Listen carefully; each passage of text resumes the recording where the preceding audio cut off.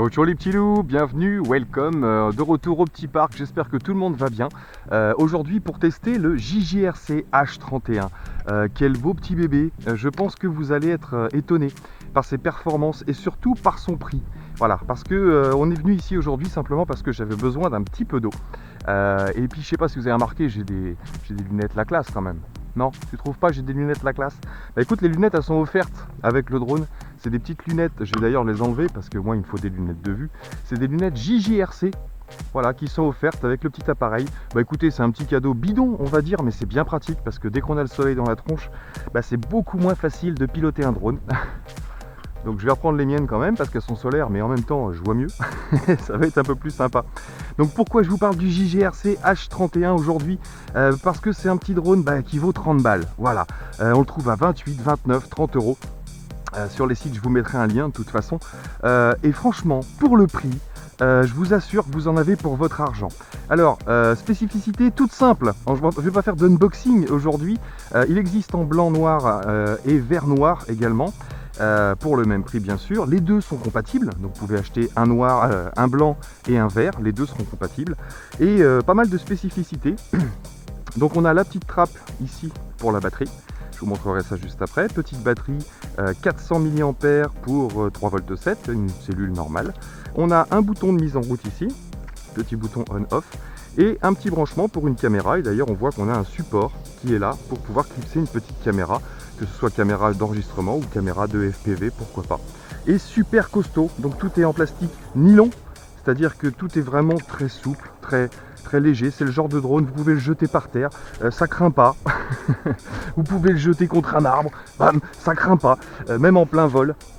Et surtout, il a une autre particularité, on va installer la batterie tout de suite, c'est qu'il est étanche. Voilà, ce petit appareil, vous allez pouvoir le faire tomber dans l'eau. Il n'y a pas de souci. Donc vous allez me dire, on fait rarement tomber un drone dans l'eau, mais ça arrive parce qu'avec celui-là, vous allez pouvoir jouer carrément au-dessus de l'eau. Donc je vais connecter la batterie ici. Je vais prendre soin de rentrer mon petit câble à l'intérieur du drone. C'est ce qui permet aussi d'avoir une meilleure étanchéité. Vous voyez, le câble est à l'intérieur. On voit qu'il est coqué à l'intérieur ici. Et le petit clip batterie, tout simplement. Donc pour le mettre en route, comme les autres drones, on a bien sûr 3 vitesses sur le bouton de gauche et on a les flips sur le bouton de droite. Et ici on aura bien les trims droite et gauche translation.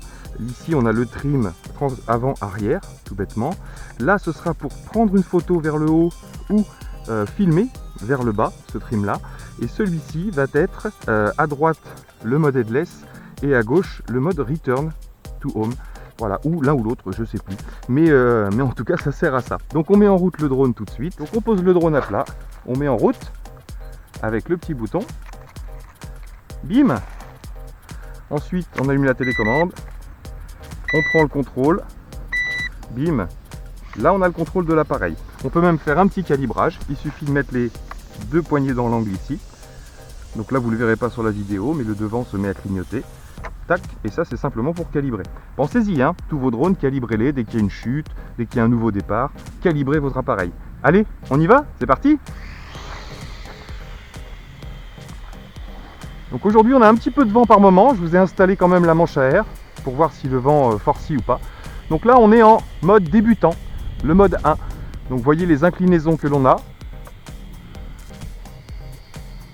Donc très bonne petite vitesse pour pouvoir se faire à son drone. Très léger, très doux. Voyez. Et ce drone, il a une autre particularité que je vais vous montrer tout de suite. Donc regardez la vitesse de la rotation.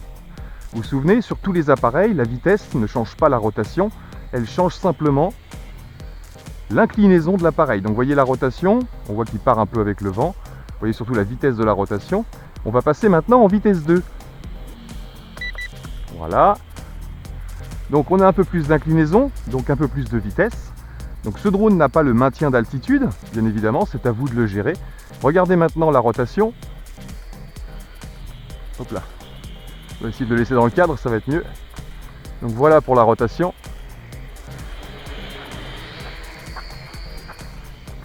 Et on va passer maintenant en vitesse 3. Bip bip bip, on est en 3. Et c'est parti, je vais envoyer une rotation. Vous êtes prêts? Alors franchement, moi ça m'a sidéré. C'est parti. Et voilà sa rotation. C'est hallucinant. Alors pour mieux se rendre compte de la rotation, on va se mettre en mode headless. Vous allez voir. Je vais le poser tout simplement. Hop, de façon à l'orienter comme il faut. J'étais pas sûr de mon orientation au départ, donc je l'oriente bien par ici, comme ça. Et je prends le contrôle de l'appareil. On décolle. Et maintenant je passe en mode headless. Bim, comme ça. Donc là, l'appareil n'a plus d'avant, n'a plus d'arrière. Je vais passer en vitesse 3 et j'entame ma rotation. C'est parti. C'est parti pour la méga rotation et il reste pilotable. Je vais à droite, je vais à gauche, je le rapproche de moi, je l'éloigne. Donc voilà, tout le monde sait maintenant à quoi sert le mode headless. Mais est-ce que vous avez compris surtout, vous avez vu sa vitesse de rotation qui est impressionnante. Je vais repasser en mode normal. Non, ça c'est si c'est ça. Ok.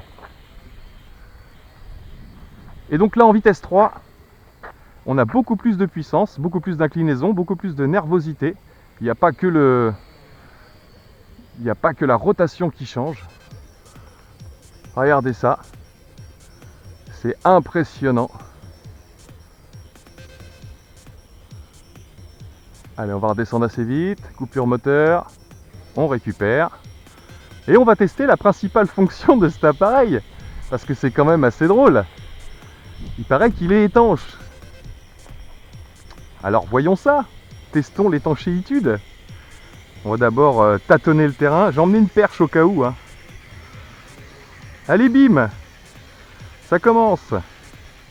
J'ai envie de le poser hein, direct. Hein. Allez, plouf. Allez, un petit looping, tiens. Le bouton de droite.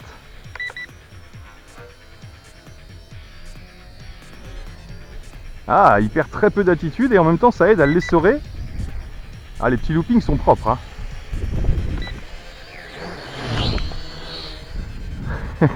Il faut baisser la tête dans ces cas-là. Bon, bah écoutez, hein, il paraît qu'il est étanche. Allons-y, les petits loups. Et bim! Oh mon Dieu, j'ai tombé! Et là, je crois que j'ai plus de batterie. C'est la dèche. Je vais aller chercher. Alors, c'est là qu'on voit. C'est là qu'on voit si ça marche. On récupère l'engin. Tac. On le sort. On le secoue un petit peu. Comme ça. Et on rallume. Eh ben ma foi, test réussi. On va remettre en vitesse 3, on va le l'essorer un peu. Allez. Bon bah écoutez les amis, je sais pas ce que vous en pensez, mais pour 30 balles, franchement, je vois pas à quoi on peut s'attendre de plus. Donc on peut jouer au-dessus de l'eau, on peut tomber dans l'eau. L'appareil, vous avez vu, est tombé dans l'eau allumé. Après, j'ai été trop profond pour pouvoir repartir, bien sûr, parce que c'est pas un appareil qui vole sous l'eau. C'est juste un appareil qui est étanche. Alors pour la batterie, l'autonomie, vous avez environ, on va dire, 6-8 minutes, selon comment vous l'utilisez, si vous êtes toujours en vitesse 3 ou pas, selon si vous avez la caméra ou pas, également. Hop, donc entre 6 et 8 minutes. Et puis, bah écoutez, j'ai envie de dire, bon petit sportif quand même, hein. Bon petit sportif quand même, il y a moyen de s'amuser avec celui-là.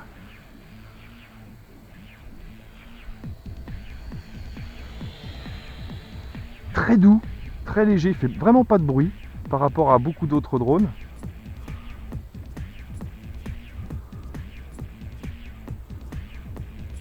On a une portée d'environ 60-80 mètres, normalement.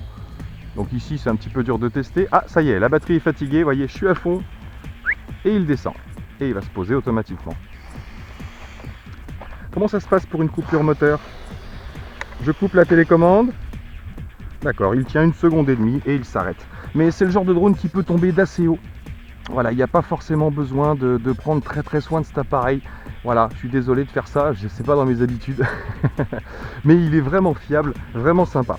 Donc bah, écoutez, je vais remettre une deuxième petite batterie pour faire quelques petites images. Mais bah, pour nous, bah, écoutez, j'espère que ça vous a plu. Je vous recommande ce petit drone parce que franchement, pour 30 balles, je vois vraiment pas à quoi on s'expose. J'aurais même tendance à dire, je vous ai dit, il existe en blanc et en vert. J'aurais même tendance à dire, bah, pour le prix, commandez-en deux. Parce que si vous comptez le prix des pièces détachées par la suite, si vous avez besoin d'un petit moteur, d'une batterie qui vaut 3-4 euros, le moteur 3-4 euros, les hélices, alors vous avez 4 hélices de rechange dans l'appareil, vous avez les protections, vous avez les pieds, vous avez une batterie et vous avez également les lunettes de soleil JJRC, voilà, pour vous la péter avec votre drone. Donc voilà, j'ai envie de vous dire, bon investissement pour les débutants ou pour simplement s'amuser sans prendre de risques, à moindre frais. 30 balles, franchement, je vois vraiment pas ce qui vous retient. Allez, portez-vous bien les petits loups, à bientôt dans mes vidéos. Yep.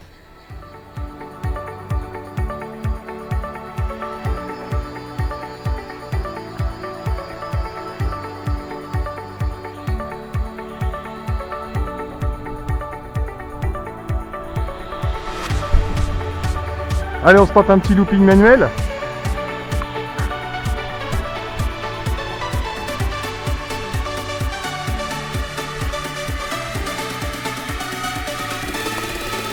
Yes.